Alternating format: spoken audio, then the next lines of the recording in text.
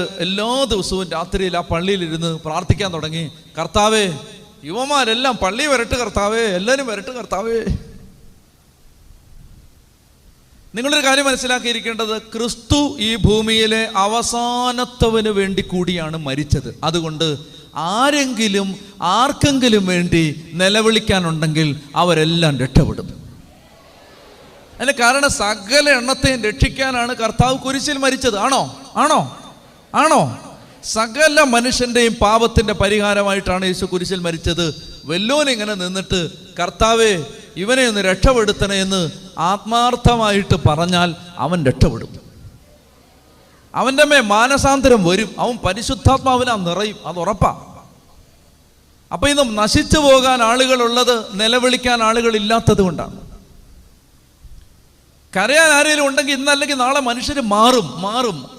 എന്തുമാത്രം മാറ്റം വരാത്തവരും മാറും. ഉറക്കെ പറഞ്ഞേ ഹല്ലേലൂയ.